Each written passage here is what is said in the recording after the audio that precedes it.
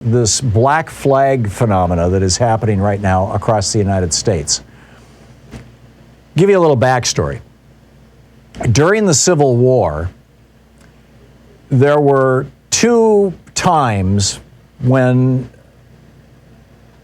Confederate soldiers waved a black flag rather than the Confederate battle flag. And those 2 times were, number one, when they were massacring people in black neighborhoods, when they were literally massacring African Americans. The most famous were the Battle of the Crater and a massacre at what's called Fort Pillow.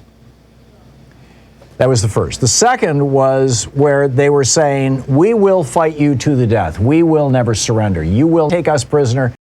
And if we win, we will not take you prisoner. We will kill you.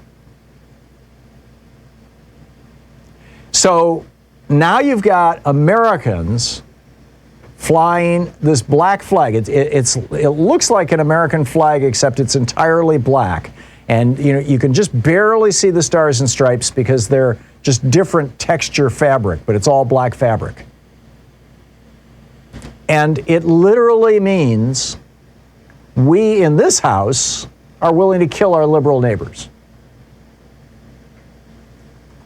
We will kill or die before we will surrender, in this case, to your mask mandate or your vaccine mandate or your teaching critical race theory in the schools, which isn't happening, but still they're hysterical about it. And frankly, well, it's a whole nother rant.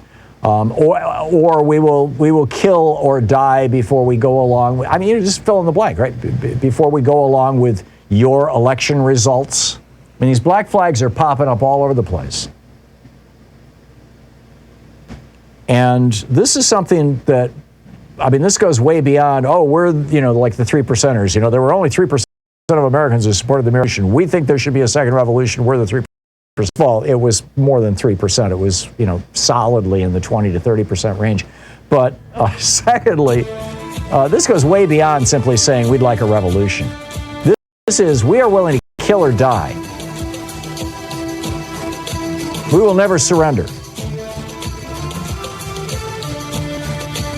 In the context of a civil war.